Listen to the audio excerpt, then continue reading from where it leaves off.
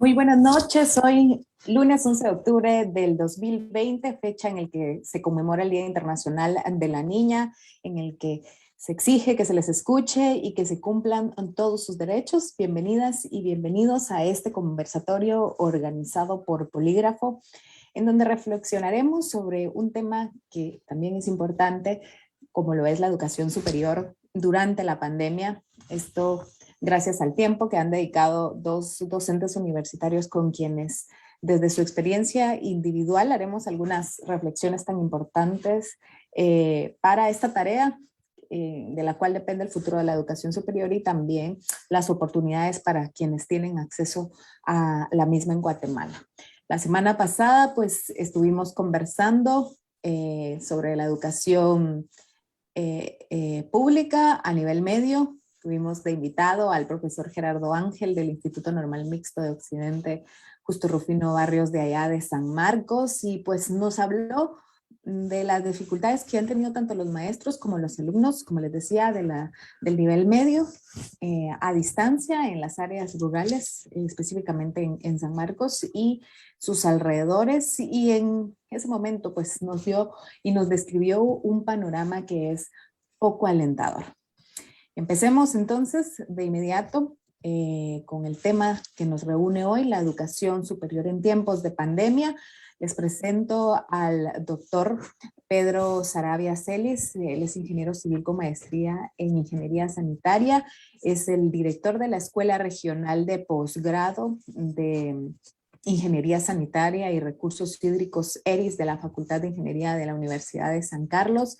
Es expresidente de la Asociación Guatemalteca de Ingeniería Sanitaria y Ambiental y un profesor con una larga experiencia y trayectoria, cerca de 38 años de experiencia como profesor, consultor de Ingeniería Sanitaria y Ambiental.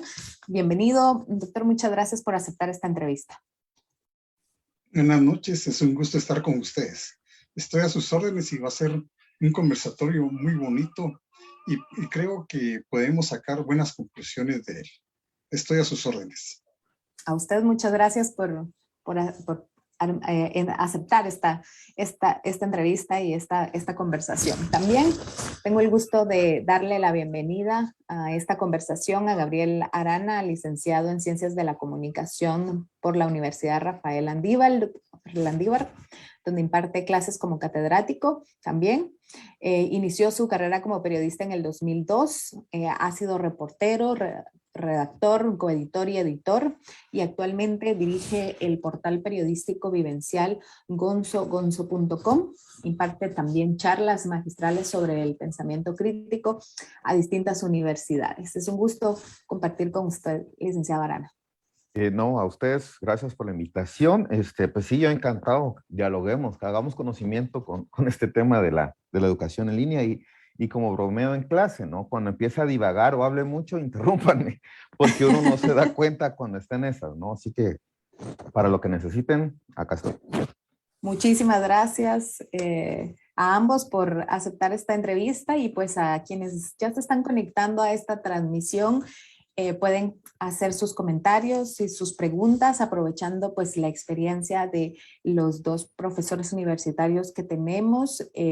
Hagan llegar sus preguntas para irlas contestando a lo largo de esta hora que estaremos conversando e intentando explorar sobre el futuro de la educación superior y destacando los aspectos relacionados a cómo ha sido la teledocencia y la educación a distancia para los alumnos, su impacto sobre todo. Hablemos de ese efecto pandemia en la educación superior, le he llamado. ¿Qué aspectos positivos, si los hay, o negativos, o ambos, podríamos destacar para soltarnos e iniciar esta conversación si tendríamos que hacer una evaluación ahora mismo de lo aprendido con la teledocencia? Empecemos con el doctor Saravia. Bueno, es realmente algo que no estábamos preparados. Me recuerdo al inicio de la pandemia que se nos convocó a una reunión porque habían ya problemas en Italia y en otros países. Se hablaba de un cierre, pero no esperábamos que fuera un cierre tan largo. Pensamos que iban a ser unos cuantos meses y después volver a la normalidad. Y nos encontramos que llevamos más de año y medio y esa normalidad no regresa. Y no sabemos cuándo vamos a regresar. O sea que era algo que no estábamos preparados en Guatemala ni en ningún país. Eso hizo que se cerraran las universidades, los centros de investigación, bibliotecas y todos los recursos con los que contaban los estudiantes. Nosotros nos vimos en la tarea que teníamos estudiantes becarios y se tuvieron que quedar en su casa durante 3 o 4 meses recibiendo clases por internet y esperando una oportunidad para regresar a sus países que hubieran vuelos humanitarios de regreso. O sea que no fue fácil esa adaptación. Por otro lado, tenemos programas presenciales. Para nosotros la presencialidad es muy importante porque sabemos que la educación es la formación y la humanización del hombre y de la mujer, claro. Pero si estamos hablando con una máquina y no tenemos contacto, se pierde esa parte de formación. En mis programas yo considero que no es solo entregar conocimientos y evaluar ese conocimiento, sino que también esa formación de la persona es importante. Y eso ya no lo tenemos con la educación a distancia. También ha habido problemas en la investigación. Los centros de investigación, los laboratorios no estuvieron abiertos y hoy en día su participación es parcial. Visitas de campo que para nosotros son muy importantes y hacer investigación de campo también se limitó. En cuanto a la tecnología, pensamos de que sí, las universidades se pudieron adaptar fácilmente a dar esa enseñanza a través del Internet, pero existen incógnitas. ¿Cómo vamos a evaluar realmente que el estudiante aprendió? ¿Cómo vamos a hacer esas valoraciones? Y también, yo he tenido conocimiento de algunas universidades que han sido objeto de sabotaje y también hackeo de sus cuentas.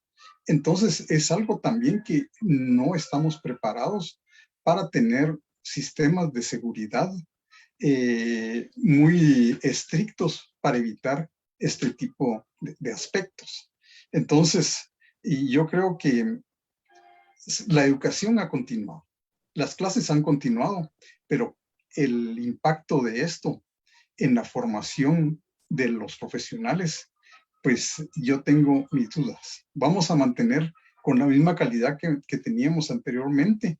¿O va a ser un estudiante de menor calidad al no tener acceso a prácticas de laboratorio, a prácticas de campo, a desarrollar una investigación? Y sobre todo el intercambio internacional.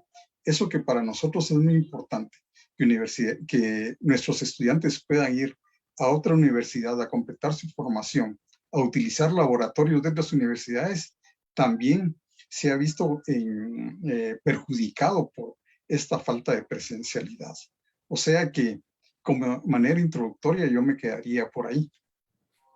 Muchísimas gracias, interesante lo que menciona el doctor Saravia. Ahora escuchemos al licenciado Gabriel Arana.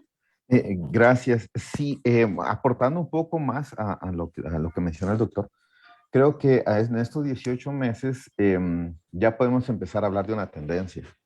Desde mi perspectiva, yo ahora estoy con estudiantes de primero y segundo año y al menos de mi parte puedo decir que tengo una muy buena relación con estudiantes de tercero.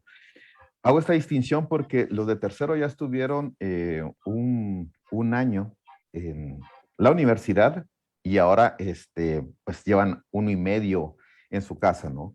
Los de segundo empezaban la universidad cuando terminaron en su casa con la pandemia y los de primer año que ellos pues siempre han estado encerrados, le voy a decir así porque esa es la sensación.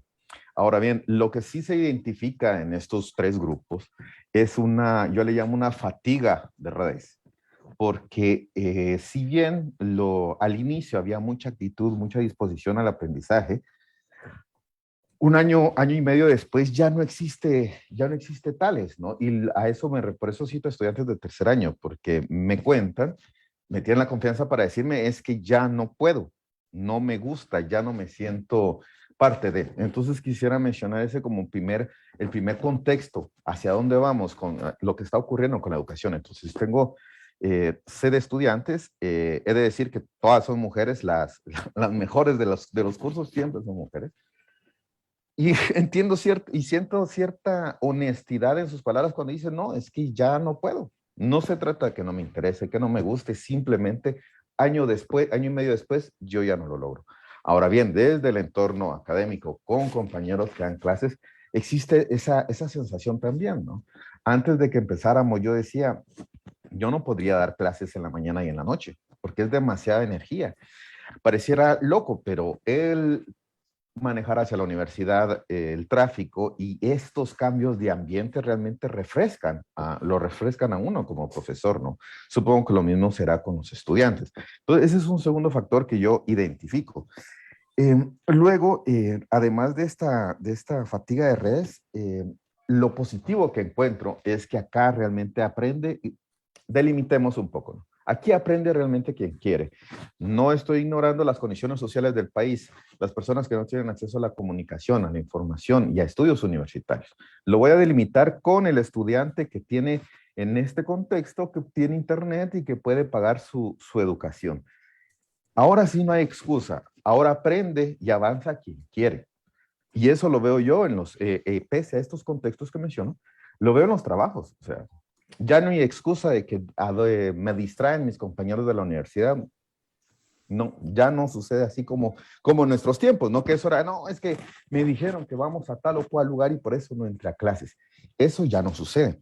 Ahora, como profesor, el otro factor que es el que a mí me preocupa más es la comunicación no verbal. El doctor, estoy seguro que confirmará, uno cuando da clases necesita leer a los estudiantes, ver si están o no entendiendo lo que les estoy diciendo, si realmente están poniendo atención y si realmente aprenden.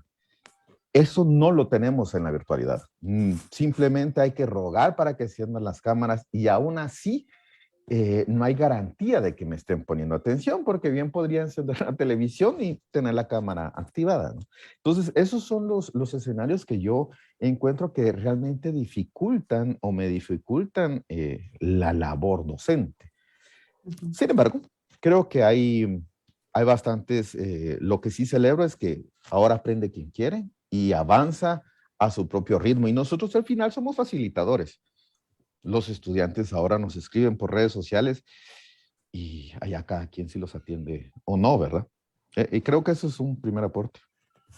Muchísimas gracias, Gabriel. Pues muchos puntos en común y ese proceso de adaptación sin duda es clave y el hacer esa pregunta si se han adaptado o no o con el paso del tiempo ha habido ese agotamiento, ese cansancio que mencionabas, pero la pregunta que desde ya están haciendo justo a través de las redes sociales y que nos causa mucha mayor preocupación es eso, justamente si están aprendiendo bajo esta modalidad los estudiantes universitarios. Estamos preparando realmente a ese profesional, a ese académico, a ese investigador, no solo del presente, sino también del futuro. Y sobre eso me gustaría escucharles.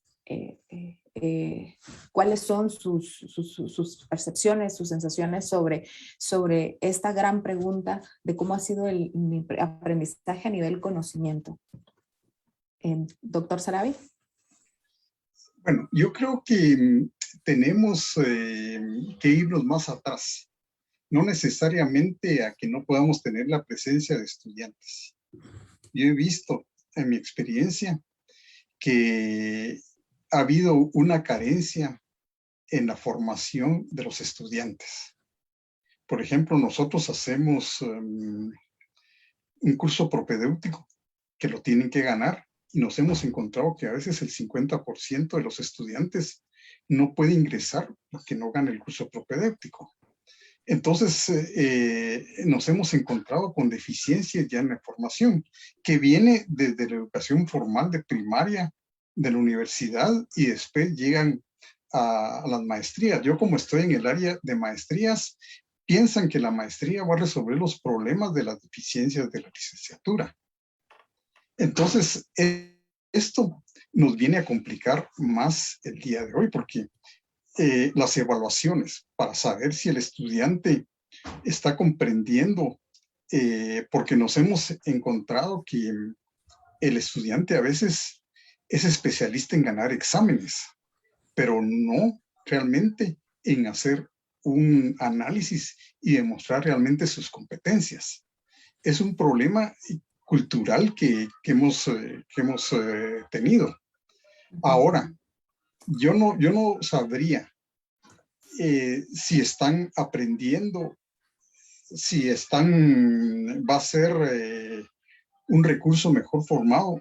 Yo no creo que sea mejor formado, que supere al anterior que está llegando a la presencialidad, porque también, como decía el licenciado Gabriel, hay cansancio en los estudiantes.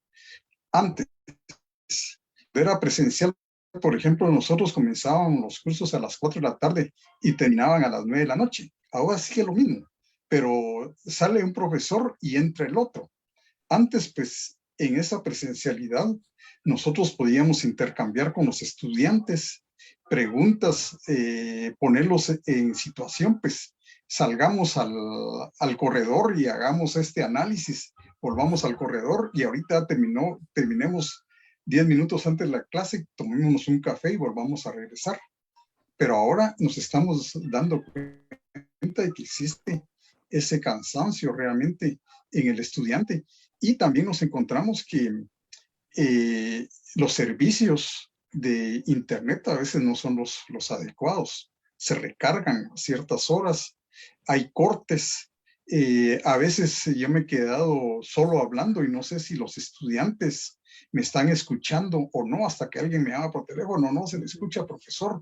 Entonces, es una de las dificultades. Realmente, yo diría que va a costar, y lo que más me preocupa es que hay una tendencia a volver muchas de las maestrías y muchas de las licenciaturas en forma no presencial.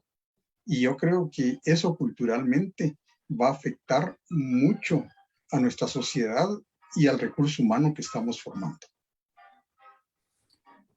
Licenciado Arana. Sí, yo coincido. Creo que es una noche de coincidir opiniones, ¿no? Pero yo voy un poquito más allá y me pregunto si realmente se ha aprendido algo. Yo siempre hago la broma de hidrógeno H, litio Li, sodio Na, potasio K, rubidio RB, cesio CS, francio Fr.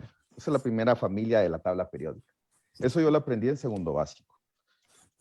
Y ahora, 25 años después, me sigo preguntando ¿de qué me sirve? No estoy diciendo que saber la tabla periódica no sea importante, tiene sus dinámicas, pero la memorización, que es lo que se ha premiado durante décadas en Guatemala, me pregunto si realmente funciona.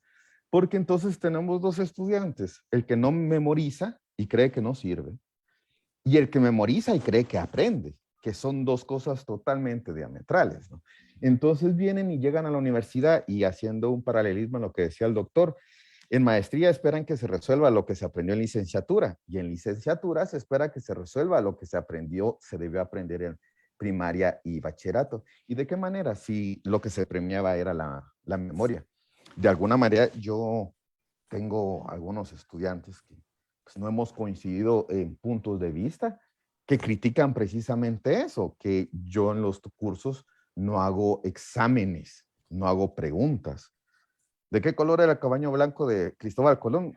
Yo no hago eso. Por el contrario, en los cursos en los que me han dado la oportunidad de impartir, que son redacción y periodismo, mi meta es que salgan dominando la redacción, cosa que no pudieron hacer en su momento, porque en tercero primaria les enseñaron que el sujeto, el verbo y el pretérito pluscuamperfecto, en lugar de entender cómo es el lenguaje, ¿no? Entonces, primero hay que dimensionar que estamos premiando la memoria y la memoria falla. En cambio, la práctica y lo aprendido no necesariamente. Entonces, yo eso es lo que propongo en los talleres en los que construyo conocimiento con los estudiantes. Yo creo que sí, pero por eso regreso a mi respuesta anterior. Aprende quien quiere. Uno no puede ir ahí detrás de todos los estudiantes. Aprendiste, te gustó. El estudiante que quiere aprender va detrás de uno, el doctor confirmará. Están detrás de uno, pregunta y pregunta, ¿qué leo? ¿Qué hago? Entonces creo yo que es una actitud bipartita, ¿no? Entonces, ¿qué pasa? Cuando llegan a un curso como el mío, como no hago preguntas de memoria, entonces no sirvo, porque no les digo qué leer. Recuerdo qué memorizar. Recuerdo un trabajo que les ponía a leer un reportaje y al final les decía, hagan un ensayo. ¿Qué es un ensayo en este curso? Escriban sus ideas. Un estudiante no entendió la instrucción y me dijo, ¿pero cuáles son las instrucciones? Escribí tus ideas. ¿Qué piensas? Sí, pero ¿cómo? ¿Te gustó la lectura? Sí, no, ¿por qué? Yo lo que necesito son tus porqués. Sí, pero ¿cómo lo hago? Solo escribís, yo pienso que no estoy de acuerdo. Y la estudiante colapsó, paniqueó y nos fue muy mal en el semestre, ¿no? Mientras que el resto de sus compañeros sí lo lograron. Y cuando uno intenta acercarse para lograr un punto en común, en este caso específico, hay una barrera. Es que yo era la mejor de la clase, yo era la mejor del colegio. Sí, pero en la vida real no te van a preguntar tu memoria, te van a preguntar tu análisis, que es lo que nosotros como profesores buscamos. Yo trato de ser el profesor que quise o que recibí, y es la meta, ¿no? Entonces, creo que sí aprende, para aprender que quiere. Claro, uno al final como facilitador solo es una guía, ¿no? Mire, ¿qué puedo leer de periodismo? Pues yo te recomiendo estos dos elementos, allá vos si estás de acuerdo, pero uno va más o menos marcando una guía. Creo que sí, entonces sí creo que sí sí hay aprendizajes, pero no de todos. Voy leyendo y sumando lo que están también compartiendo, quienes nos están escuchando, comentarios y preguntas. Por acá también hacen referencia que como seres humanos necesitamos la interacción social, algo que se está vetando ahora, en donde ya entran varios factores psicológicos, neurales y emocionales, cosa que no hay en la virtualidad o a la distancia. También aprovecho para hacer una pregunta que nos hacen acá, si con lo que tenemos, lo que se ha hecho por la educación a distancia, ha sido lo mejor que se pudo hacer o creerían que podría pues mejorarse, se podría hacer algo más que no sea por el momento pues el retorno a la presencialidad. Doctor Saravia. Bueno, es algo difícil porque todos seres humanos, como dijeron, necesitamos de esta relación. Mi experiencia es que no solo es de impartir un conocimiento, de dictar una clase, sino que interactuar como seres humanos. Tratar de cambiar el pensamiento, como dijo el licenciado Gabriel, que no sean memoristas. Nosotros nos hemos encontrado con que el estudiante pide fórmulas y pide recetas de cocina. Y yo más de alguna vez les he contestado, es que nosotros no estamos preparando monos amaestrados. Ustedes tienen que tener un criterio y una mente abierta para resolver problemas y no solo para leer una receta de cocina y aplicarla. Entonces, hay quienes que estudian nuestras maestrías porque quieren que con recetas de cocina van a resolver todo. Y no todo se resuelve con esto. Tenemos que hacer una mente crítica que proponga soluciones y soluciones novedosas a nuestro medio y no copie lo de los libros que son hechos en Estados Unidos, en México, en Brasil o donde sea. Entonces, la presencialidad nosotros le hemos dado, pero en la parte de investigación. Nuestros estudiantes que están haciendo la investigación tienen acceso a los laboratorios, tienen acceso a nuestras instalaciones donde están las plantas de tratamiento. Pueden ir a hacer ahí en forma individual y hay personas que los atienden. Pero nos encontramos de que como no han tenido una práctica de laboratorio y una visita de campo durante su proceso de formación, porque no ha habido presencialidad, el estudiante tiene que hacer más esfuerzo ahí para que individualmente aprender. También nos hemos encontrado con esa situación, que el estudiante no quiere leer más de lo necesario. Y yo creo que a nivel de maestría, el estudiante tiene que ser el sujeto del aprendizaje y del conocimiento. El profesor, como decía el licenciado Gabriel, es un facilitador, pero no es como estar con un niño de primaria, preprimaria, donde necesita mucha atención. Aquí lo que se hace es una guía y el estudiante tiene que tener esa capacidad mental para adaptarse. Entonces, tenemos bibliotecas parcialmente abiertas que el estudiante también puede accesar. En nuestro caso, pues, los que están haciendo investigaciones, pues en cualquier momento se pueden comunicar con el profesor y los puede orientar. Pero sí, la presencia en los laboratorios y en las instalaciones, en nuestro caso, sí es importante y lo tienen que hacer. No llegar todos, sino que se programa ciertos días, ciertas horas, y con un cronograma de trabajo el estudiante puede desarrollar su investigación. Pensamos de que a medida que se vaya haciendo la presencialidad nuevamente, no sabemos cuándo, pero sí nos surge volver a atender a nuestros estudiantes, vernos cara a cara, bromear con ellos, mantener ese vínculo social, porque incluso en nuestras maestrías hay equipos de fútbol. Incluso vienen gente del extranjero que viene a vivir aquí a Guatemala, pero no pueden ir aquí a Guatemala y estar encerrados en un apartamento. Pues eso es ilógico. Y también psicológicamente, pues la persona, el hecho de estar alejado de su familia, etcétera, les causa problemas. Entonces, yo creo que en este momento no es tan sencillo. La solución no es fácil y creo que va a tomar algo de tiempo y eso sí va a repercutir en la formación de los estudiantes. Repercutir negativamente. Y bueno, es que realmente cuando el comentario de se puede mejorar, siempre puede haber algo que haga nuestros cursos más interactivos, pero acá ahí va la paja o ahí va la justificación, no sé. Pero sí, el sistema de internet, no es, los servicios de internet no son tan buenos que digamos, ¿no? Realmente yo acá, son 2 computadoras las que están conectadas, son 10 gigas de transmisión, pero si tengo los alumnos conectados, si pongo un video, colapsa la red. Entonces ahí es cuando uno dice, es que no lo sabe manejar, y entonces ahí uno pierde el ritmo de la historia, de la clase, lo que quiere dar. Yo, hasta ahora que me dediqué a esto, me di cuenta por qué los profesores se molestaban cuando la gente hablaba en clase. Y no es que me ofenda que hablen, simplemente me distrae y pierdo el hilo de la idea que estoy presentando. Entonces ya no se puede continuar con el tema del aprendizaje y se pierden las ideas. Ahora, respecto a regresar a clases, yo no soy virólogo, ni mucho que menos.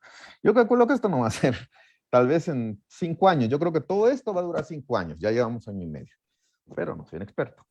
Ahora, en la universidad escuché que se está contemplando regresar a los estudiantes a la universidad al menos una vez al mes, que a mí me parece formidable, pero también hay que pensar, hay que usar un poquito la otredad, ¿no? Hay que ver, si yo fuera estudiante de 18 años, tengo 1 año y medio de estar encerrado en mi casa y me llevan a la universidad por una clase al mes, ¿realmente voy a ir a aprender o voy a ir a convivir y a conocer a la gente con la que debería estar aprendiendo y conviviendo? Entonces, ese día realmente no se va a aprender mucho. pero sí va a haber esta interactividad, que es lo más importante. Porque entonces estas interacciones, muy del Día del Cariño del colegio, ¿no? Hagan un círculo y traigan la pizza. Pues al rato, y esto sí es vital, definitivamente. Y no necesariamente se toquen puntos del curso, pero la interacción siempre va a ser más importante.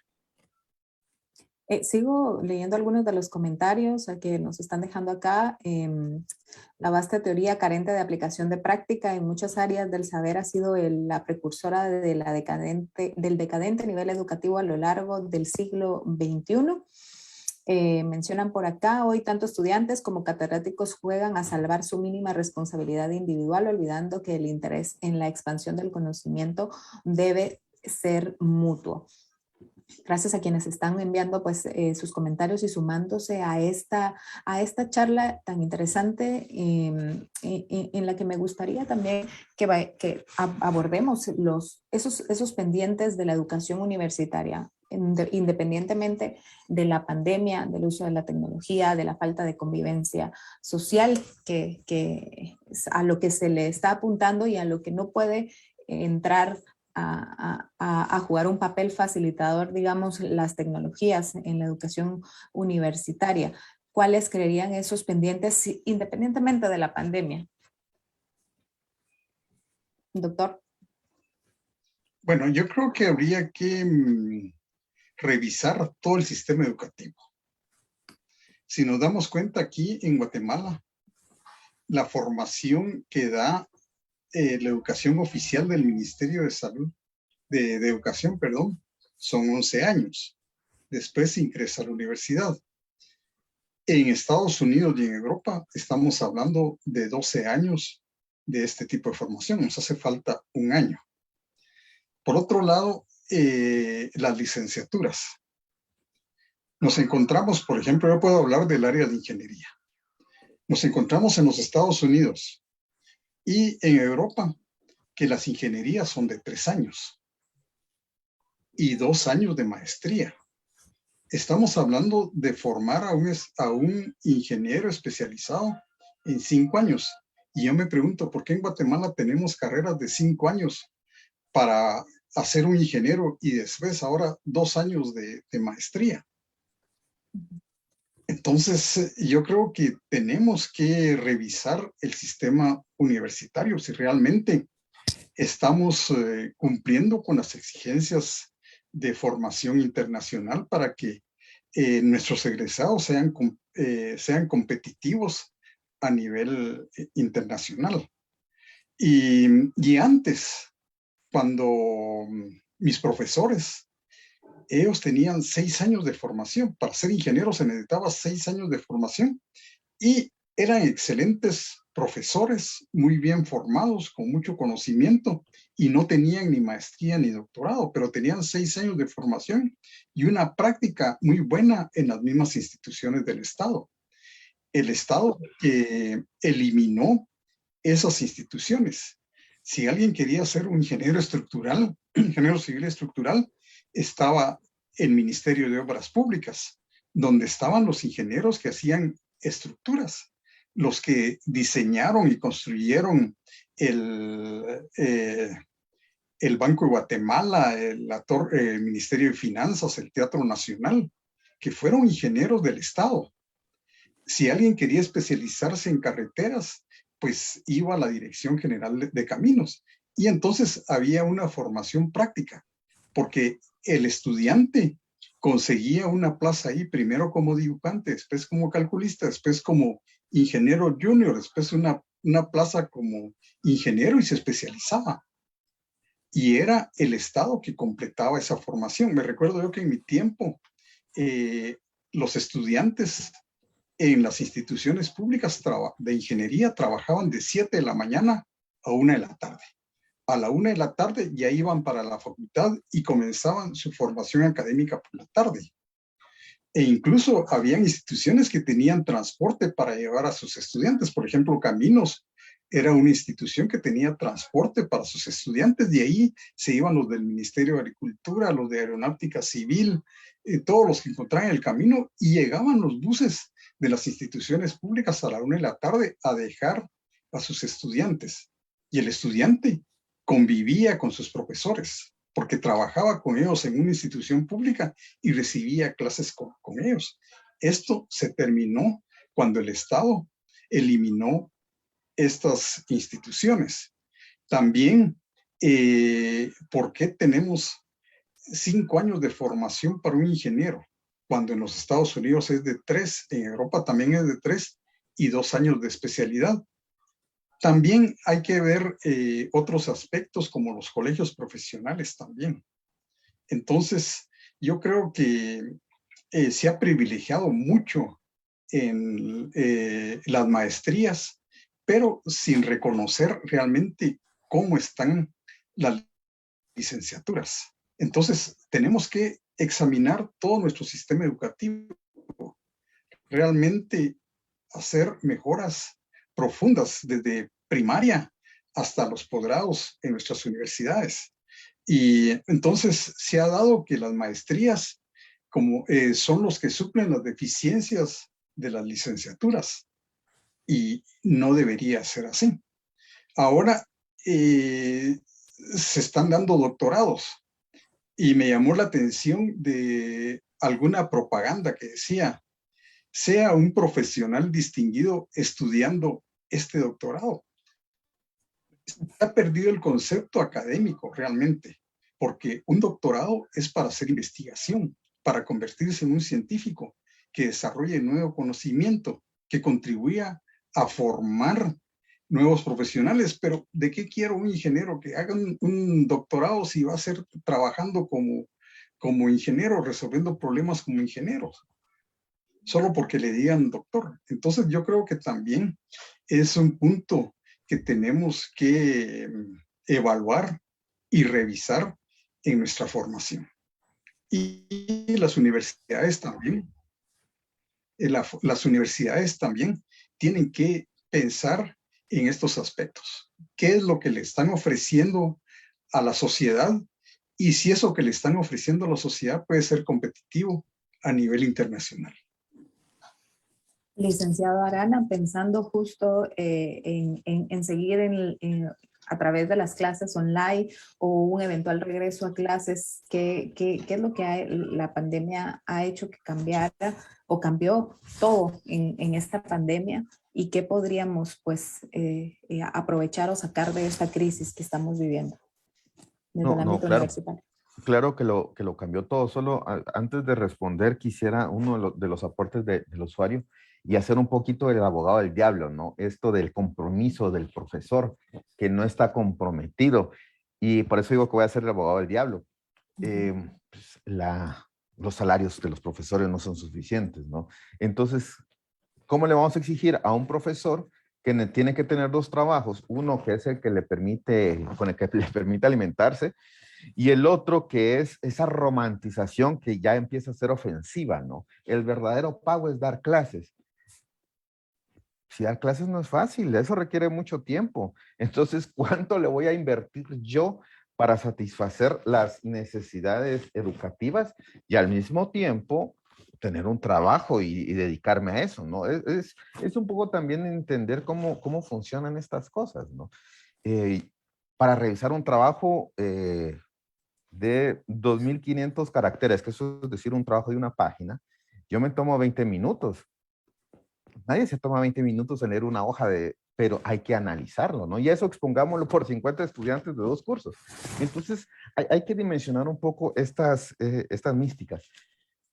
Ahora sí, con el pensum siempre también voy a volver a ser el abogado del diablo, porque eso lo he visto. Una facultad tratará de hacer un pensum bastante actual, pero la burocratización de ese cambio a rato y le meta un freno, ¿no? Entonces, puede haber mucha voluntad, pero la burocracia no me lo permite.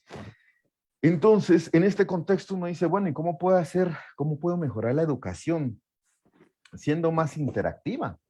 Pero esta interactividad no significa tener un video, editar un podcast para darle más opciones al estudiante. Yo creo que no va por ahí. por eso regreso al inicio. Creo que la meta aquí es la interacción profesor-estudiante, donde el estudiante tenga la disposición de aprender y preguntar y el profesor tenga la disposición de compartir ese conocimiento. Pero ahora díganme ustedes, ¿cuánto tiempo representaría eso, no? En una semana les hago esta comparación. Un grupo de 50 personas de 2 cursos, ¿cuánto tiempo le puedo dar a la semana a cada uno para que esto sea funcional? Y el doctor me dirá, sí, con sus alumnos de maestría, no puede, una sesión de intercambio no puede ser 5 minutos. Es mucho tiempo. Entonces también es de entender que a veces no da el tiempo. Y justo eso quería pues a aprovechar para compartir en este conversatorio, entrevista que estamos teniendo. Pues yo ahora mismo estoy estudiando un máster en España, estoy aquí, es de madrugada, lo sé, cuando aquí ya estamos por amanecer, pero aquí desde que apliqué a la maestría, que me aceptaron, desde el primer día me dijeron las clases van a ser presenciales y pues hasta ahora en el mes que llevo en ningún momento se planteó regresar a la modalidad remota. Obviamente se han mantenido pues las medidas de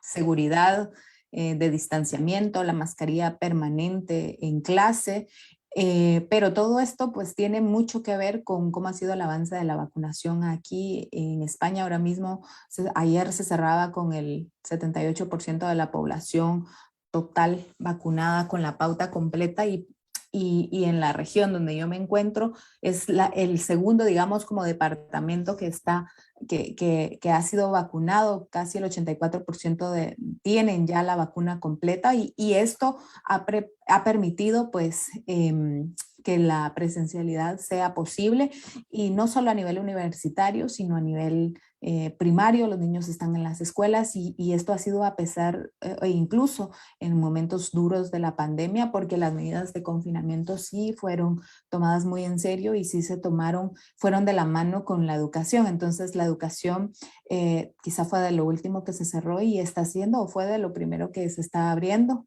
Ahora aquí los aforos pues ya pueden, ya son más flexibles, ya se puede estar en sitios sin mascarilla y se están planteando ya incluso quitar la mascarilla en los espacios cerrados. Pensaría yo que en plena maestría pues ya la mascarilla ya no va a ser necesaria incluso dentro de la clase. Es como el panorama soñado, el que esperaríamos para Guatemala por la salud emocional, el conocimiento, la salud mental también de los jóvenes universitarios, que aunque pues se toma mucho el tema de la presencialidad, de la necesidad de ese contacto físico como una necesidad humana, también todo pasa por el interés, como lo ha mencionado pues el licenciado Arana. Tenemos, y quería pues compartir esto para saber, para que también tengamos claro que esta falta de presencialidad también pasa por la situación y las condiciones que nos encontramos en el país, ¿verdad? O sea, no un proceso de vacunación muy lento y pues todos estamos ahora mismo sufriendo pues esas consecuencias. Tenemos aún Solo unos minutos. agregar un poquito Sí, a partir de claro. eso. Hay un tema que todavía no hemos tratado y que se nos viene encima. Digamos de cuenta que abren la universidad. Los estudiantes pueden llegar. Digamos que la postura estatal y universitaria es que todos se vacunan. ¿Qué va a pasar con los negacionistas? ¿Qué va a pasar cuando en el grupo de estudiantes hay una que no se quiere vacunar? Y no, ¿por qué no? ¿Cómo se va a lidiar ese tema? Yo no la puedo sacar de la clase y decirle, usted no está vacunada, porque no le puedo negar el conocimiento.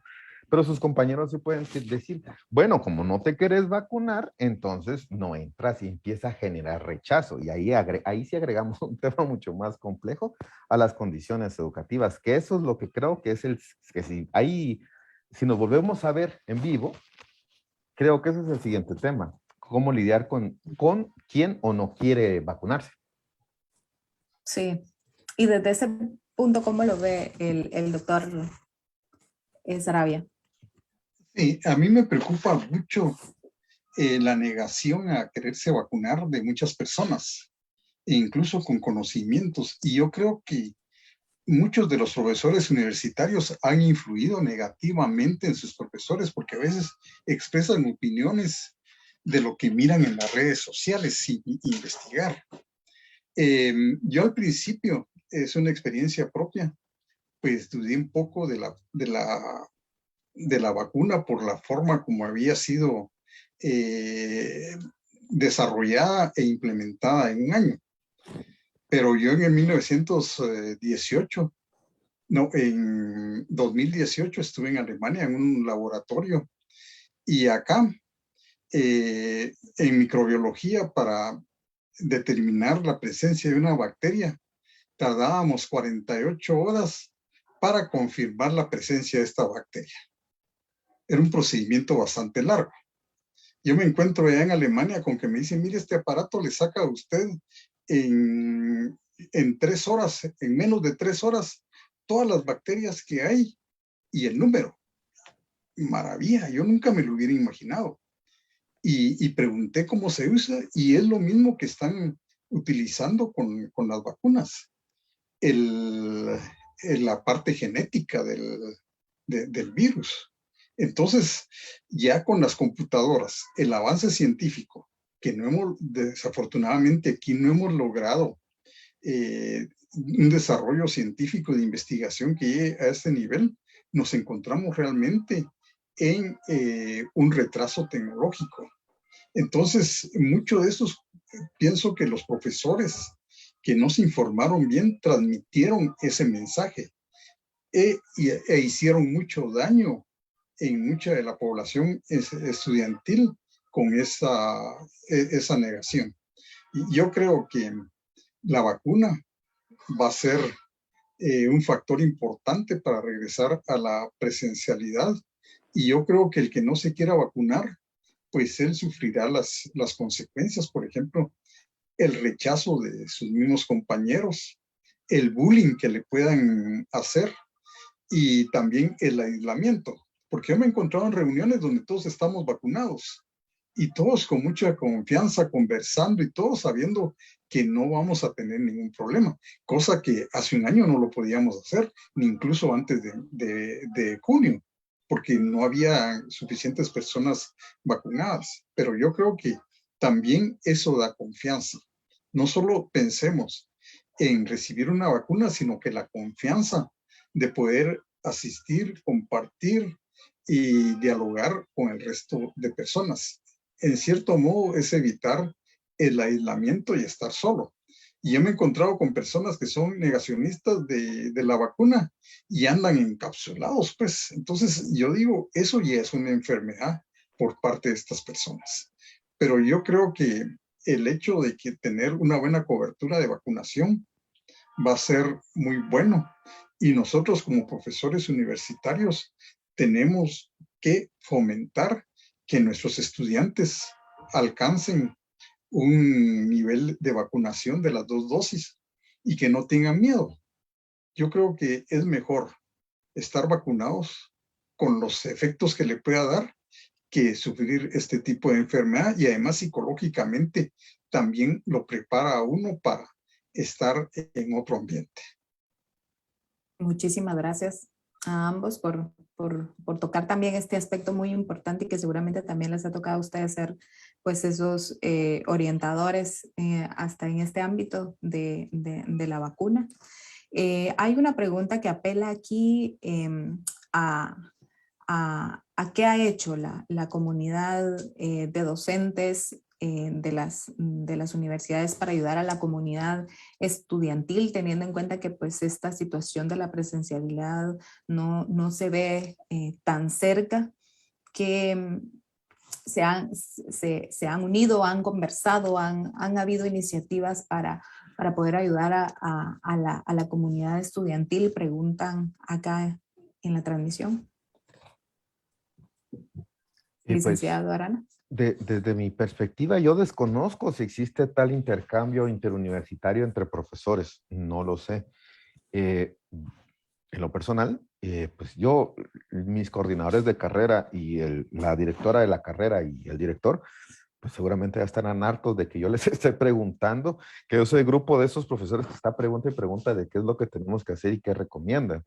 Un poco ir prueba y error, porque obviamente no hay un antecedente, y compartir experiencias. Desde mi perspectiva, eso es lo que hago. Yo formo parte de una red de periodistas, internacional, algunos de ellos son profesores y compartimos tips. Pero algo así estructurado, desconozco si existe. Doctor Sarabia, usted. En mi caso, hemos tenido algunas reuniones con profesores y directores de programas regionales de Centroamérica, y realmente han habido, digamos, muchas quejas de los profesores. Nos decía una profesora de la maestría en química de Costa Rica: yo, ¿cómo puedo enseñarle a un estudiante que haga una inoculación, pues, que use tal aparato con un video? El estudiante no lo va a hacer, porque hay que hacer diluciones y preparar las muestras y estar en el laboratorio y tener esa bioseguridad también en el laboratorio. Eso con un video, el estudiante, por más que se lo explique en clase, si no lo practica, no lo va a hacer. Entonces, es lo que hemos llegado a establecer, de que se tiene que dar cierta apertura, sobre todo para las clases de laboratorio y prácticas. Afortunadamente, nosotros tenemos grupos muy pequeños que sí podemos llegar a hacer estos, pero en pregrado, donde hay muchos estudiantes, realmente hacer un examen para 45 estudiantes o dictar clases para 45, 50 estudiantes y luego calificar realmente y estarlos atendiendo, porque ¿cuándo va a atender uno y tener el tiempo para estar 5 minutos con cada estudiante? Es realmente difícil. Yo no tendría una respuesta en este momento. Hablemos en estos minutos que nos quedan de esas oportunidades que se han perdido ya. El doctor Sarabia nos daba, nos adelantaba algo de esas limitantes que se han tenido para realizar prácticas supervisadas, intercambios, pasantías en otros países. En cuanto a los grupos que ustedes tienen, esa parte les ha limitado la pandemia y esta crisis. Sí. Yo en ese contexto no lo sufro, pero sí hay una situación similar. Yo como profesor de redacción y de periodismo antes les solía pedir, bueno, literalmente salgan ahorita de la clase, vayan a la cafetería, agarren un desconocido y háganle una entrevista de 5 minutos. Eso yo no lo puedo hacer. Y no es lo mismo, porque ellos tienen que enfrentarse a un desconocido en vivo. Y ahorita eso es algo que no puedo hacer. Sí, nosotros hemos tenido dificultades en los intercambios académicos. Nosotros tenemos una maestría en ciencias donde se privilegia la investigación. En este sentido, pues el tercer semestre el estudiante tiene la oportunidad de desarrollar la investigación en una universidad extranjera. Tuvimos la experiencia el año pasado que 2 de nuestros estudiantes fueron a Alemania. Llegaron una semana antes del cierre. Prácticamente solo asistieron una semana al laboratorio y después encerradas en un apartamento. Eso fue de marzo a mayo. Ya en mayo, con cierta apertura para los estudiantes que estaban haciendo investigación, pudieron terminar su investigación en un mes. Y el resto del tiempo, el profesor alemán que les estaba haciendo la tutoría les tuvo que dar clases en línea, muy individualizado, pero eran dos estudiantes. Hasta el mes de mayo ellas pudieron ingresar al laboratorio en forma individual, con todas las medidas de bioseguridad, sin poderse estar todo el tiempo necesario en el laboratorio. Y después venir a sus países a concluir la tesis, porque no podían estar en Guatemala presencialmente porque la universidad prácticamente estaba cerrada. Entonces tuvieron que presentar la tesis también por internet, en una plataforma. Los examinadores se conectaron y tuvimos esa dificultad de ya no volverlas a ver. Este año, pues los alemanes no nos aceptaron a 2 estudiantes que habíamos propuesto por las mismas condiciones, porque ellos están privilegiando a sus estudiantes, pero está la puerta abierta. Solo la Universidad Nacional de Costa Rica aceptó un estudiante que estuvo con ellos haciendo la investigación y concluyó, pero también el examen fue por internet. Entonces se pierde esa relación, esa presencialidad, porque generalmente cuando se defendía la tesis, pues era un acto simbólico. El estudiante llevaba su botella de vino y compartía con los examinadores al terminar. Era prácticamente un acto de clausura de su maestría. Esas condiciones ya no se da hoy en día. Realmente ha perjudicado para nosotros la parte de presencialidad, el desarrollo de la investigación. E incluso han habido retrasos en los estudiantes que se están graduando, que no se han graduado por tener limitaciones de acceso a laboratorios y a instalaciones. Entonces, nosotros graduábamos aproximadamente entre 6 y 10 estudiantes por año. Este año solo llevamos un estudiante que se ha graduado y hay 3 o 4 ahí que están pendientes de graduación. Entonces realmente ha habido un retraso porque antes para asesorar una tesis, el estudiante llegaba ahí, el estudiante y el profesor leía lo que había escrito, le corregía ahí, había cierto intercambio, pero ahora mandarle por internet un documento, corregirle ahí, volvérselo, entonces ha sido muy problemático. Esa ha sido nuestra experiencia. Pues bueno, hemos pues abordado cómo en este contexto de pandemia y cuando pues se ha perdido ese contacto diario en las aulas, esos hábitos de trabajo, y hay que trabajar justamente en esa capacidad de autorregulación y autodisciplina, no solo de los estudiantes, sino también a nivel de los docentes. Para cerrar, ¿qué podría, si pudiéramos ahora mismo cambiar algo en la educación superior, pensando en las lecciones aprendidas y lo que hemos aprendido a lo largo de estos 18 meses y pensando en si volviéramos a una situación similar, si volviera a ocurrir una pandemia, ¿qué cambiarían en un minuto? No sé si empieza licenciada Arana. Pues fomentar el pensamiento crítico más que la memoria. Tener un estudiante que piense es mucho mejor que un estudiante que memoriza. Y eso hace conocimiento, que es lo que nos interesa como grupo gregario, ¿no? Eso es lo que diría yo. Licenciado, doctor Sarabia. Yo creo que el desarrollo del pensamiento crítico del estudiante, como decía el licenciado Gabriel, no es de memorizar, no es de tener una receta de cocina para resolver un problema, sino que aportar para la solución de los grandes problemas que tenemos en Guatemala, de ser innovadores.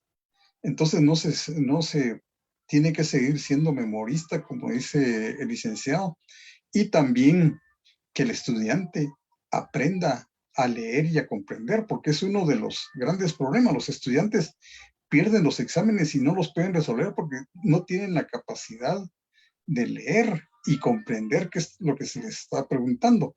Hay un famoso test de 20 preguntas donde le dice al estudiante, primero lea todas las instrucciones y después reserva el examen.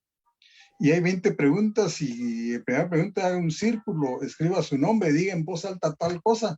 Y después la última pregunta dice, si usted ya leyó todo contenido, por favor quédese en silencio y ponga el lápiz alrededor que usted ya concluyó el examen. Entonces la gente, los estudiantes no saben leer, no saben seguir instrucciones y es una deficiencia que existe en la educación, la falta de comprensión por parte del estudiante.